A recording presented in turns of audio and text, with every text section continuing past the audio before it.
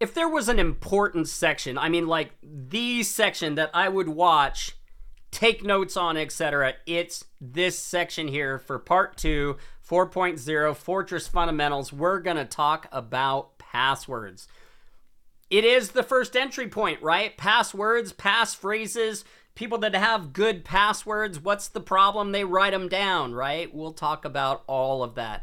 But literally, passwords still today, even with all the opportunities of multi-factor authentication, etc., which we will dive into deeply next week in Chapter 5, Inside the Empire, Authentication, Authorization, and Access Controls. So that's coming in the next chapter. But passwords are huge. They are the first line of defense. We want users to have good passwords. Don't share their passwords, right? Create complex passwords.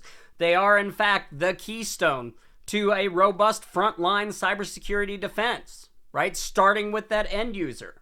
We've got to craft strong, unique passwords or passphrases, things that end users can significantly enhance their security both while they're at the company as well as at home. We want these to become regular best practices in both environments, because if they're whatever they're doing at home, they're gonna do at work. If they haven't been trained in secure browsing, they're clicking on links at home, they're your highest risk when they come to work, right? Or they're working from home. You know, LastPass, for example, we'll talk about password managers. LastPass got hit by a system engineer who was working from home, who clicked on the wrong link. This is our password manager company, right? They've since remedied it. I don't want to get into whether you should use them or not. I will let you know. I still use them. I've been using them for years. I love their software, even with the breach. Did I change all my passwords? You bet that I did. So anyway, you know, we want end users to have passwords that are complex, and that comes with a challenge, right? So when we talk about creating strong passwords, it needs to incorporate a mix of uppercase and lowercase characters, numbers, symbols, you know, and avoid the easily gathered information. So we talked about social engineering. If I want to profile somebody as to what their password is, I'm going to go check their social medias, right? What's their favorite sports team? What's their dog's names, their kids' names? What's their date of birth? People like to use things that are memorable. And in one aspect, that makes sense, but boy, is that a security breach, right?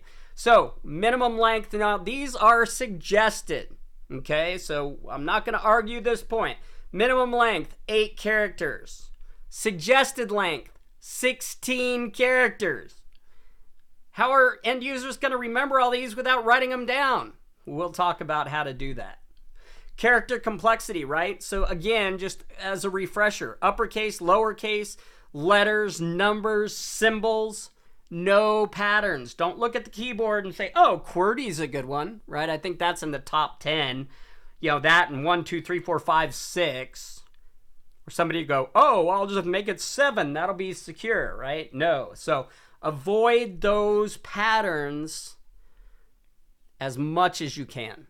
Okay, even complex patterns, like if I look at my keyboard, right? I go 1, 0, Z, / the 4 corners. Maybe I'll look at my number pad and I go 7, 9, 3, 1. That's a pattern. Okay, so avoid those patterns. And again, we're going to train end users to avoid these things. And in a lot of cases, we're not going to allow them to do this. I really think AI is going to allow us to profile our users, come up with those common words that we don't want them using, their kids' names, their dogs' names, even in our company, right? So passphrases come about because passwords are hard to remember. So let's use a passphrase that is a sequence of words, or, you know, perhaps a sentence or a phrase. Again, patterns. I would stay away from quotes, you know, for example, you know, or maybe a scripture, okay? And do something like this. Purple elephant at the circus 2024 ! Right? So that works. Now, when we talk about changing passwords, ITS is responsible for this, right? Your IT department, they're going to set a policy. They're going to work with the executives to come up with, is 60 days, is 90 days enough time between passwords? Now realize that the shorter you make that time, the more people are going to reuse passwords, right? They're going to, put a 1 for first quarter, 2 for second quarter, 3 for third quarter, 4 for fourth quarter. They're going to use 2024. They're going to use the year. So we have to find that balance, okay? And that really comes down to risk assessment, doing that risk assessment. What is the loss in a data breach? What is our, threat vector? How much tolerance do we have for risk, etc.? Okay? So, in addition to that, emphasizing creation of newly, passwords. Like I said, you make it too often, it's going to be password 1, then password 2, then password 3. Or maybe you make them change it in January. Password Jan 24, for example. Avoid password, phrase reuse. That should say reuse. So crucial that, we don't use the same password over multiple accounts. That should make sense, right? There we go. The magic of IT, reuse. I'm going to give you an example here, a real world example. I have a very dear friend. I've had this happen to many dear friends. This dear friend happens, to be pretty well off. He gets an email in regards to his niece's wedding, okay, that's coming up, and he responds to it. Now, most likely, this was a spear phishing account, okay, a spear phishing attack, sorry. And because what happened was he goes to this site, this wedding registry site. What does he do? He puts in a username, he puts in a password, and he makes the biggest mistake. Password reuse. Literally within minutes, that username and password that the attacker now has, they're logging into Amazon and bank accounts and credit card accounts. And darn if he wasn't doing that. We had talked about it for a long time. I should implement a password manager, which we're about to talk about. But should and doing are two different things, right? Most people aren't going to do this unless they're required to do it within a corporation, or they get hacked. They become a victim of identity fraud, credit card fraud, you name it, right? So consequently, months and thousands of dollars to get all these things fixed, changing passwords immediately, implementing a password manager. And as much as we would like users to not reuse a password, they're going to. So let's talk about how you can train them if they're going to reuse passwords. Don't encourage it, by the way, but train them about password salting, okay? Now, we're going to get into hashing again in Chapter 5 in detail, but let's talk about hashing. When we put a password into a system, okay, say a website, they're not going to store that in plain text. At least they shouldn't, right? And they're not going to store it highly encrypted because then the authentication process takes longer, right, to de-encrypt, etc. So they're going to hash that. And a hash is basically a program that takes a string, whether it be a file, whether it be a password, whatever, and comes up with this unique character string for that file or, for that password, right? And that's what is saved. Now, the cool thing about that is change one character, add a space, you get a completely different string, okay? Now, we're going to talk about the RockU 2024 vulnerability or hack or whatever you want to call it, 10 billion plain text passwords. How do we keep our password from being on that list? We salt it.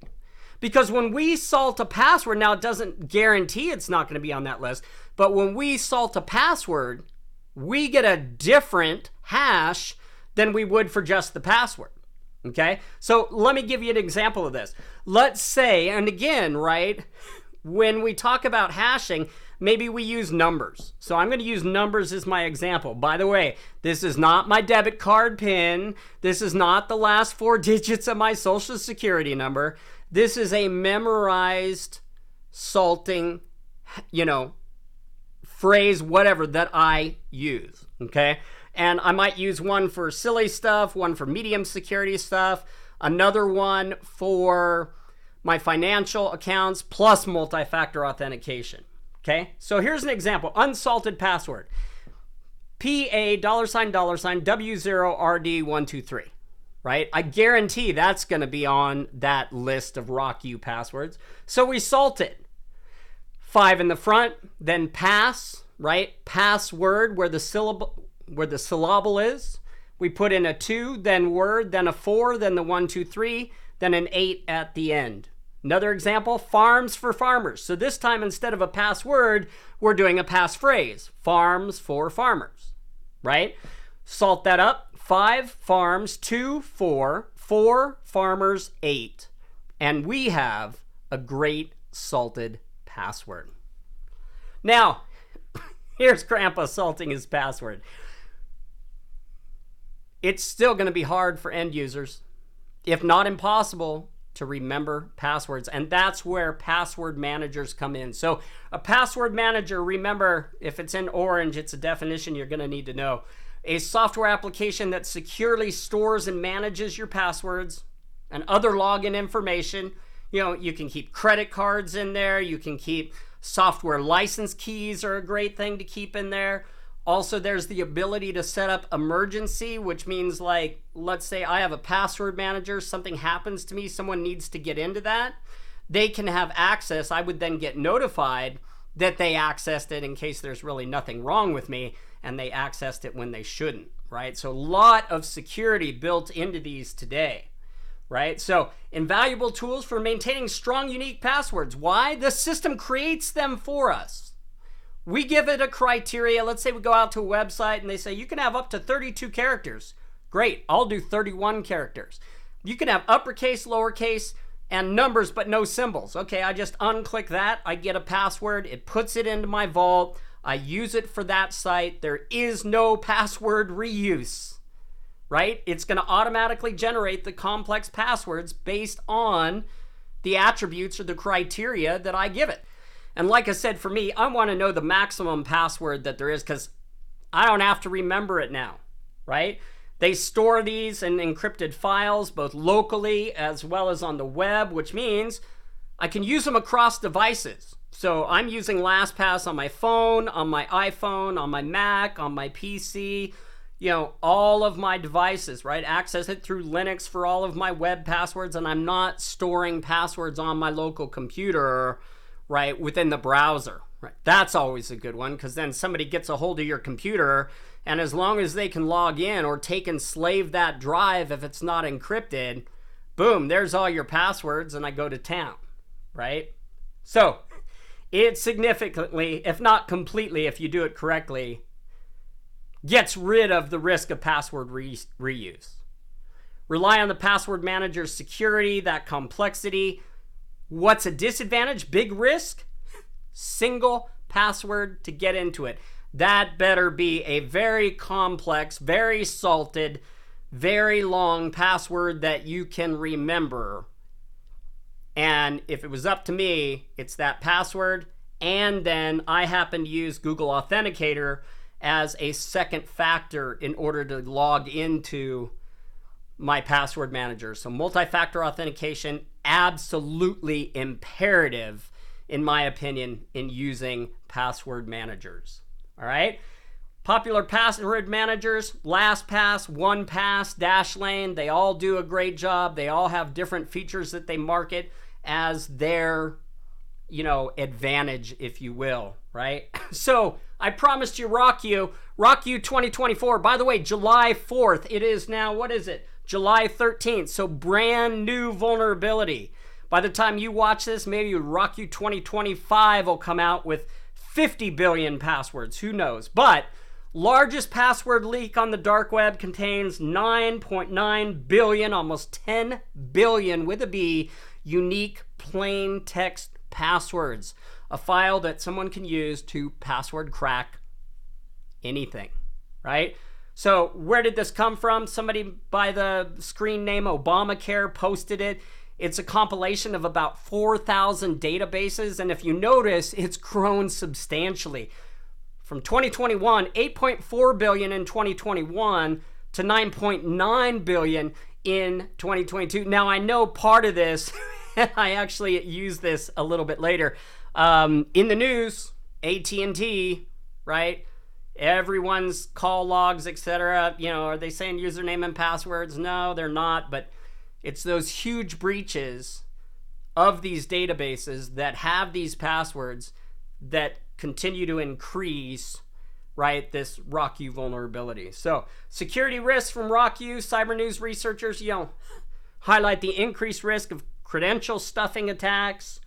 Impact on companies is huge, right? Already from RockU of 2021, by the way, I'm pretty sure, is the Santander and definitely the Ticketmaster breaches that happened, right? It's like opening the floodgates for passwords.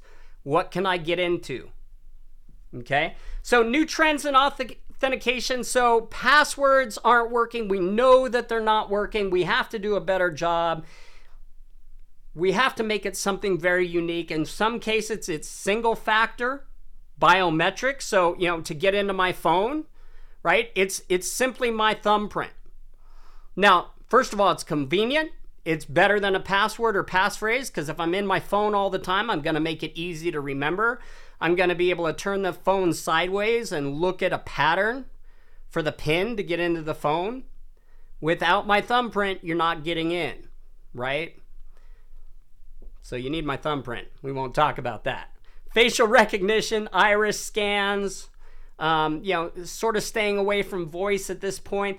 Token-based, so, you know, utilizing keys. I use YubiKey, okay? So I use YubiKey, and, you know, there's some examples of YubiKeys there. When Google implemented multi-factor authentication utilizing, okay, FIDO security keys, they haven't had a breach. I think that still holds. A breach from an end user, from a password authentication aspect. Let me be clear on that, right?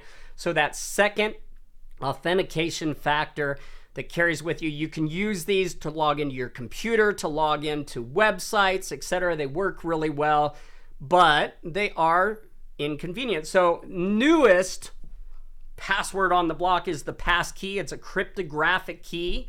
It leverages the public and private key infrastructure, which we'll talk about in cryptography. I think that's chapter 6, okay? And it really makes it easy because it associates that with a biometric. So now suddenly we can use facial recognition. I just set this up on my Gmail as an additional level of authentication.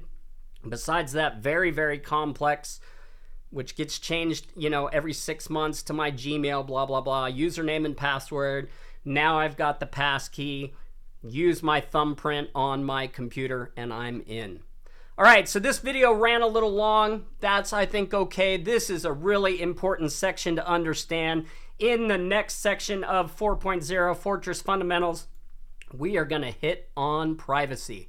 So I'll see you there, and the balance between privacy and security, because that's a tough one. Take care. See you then.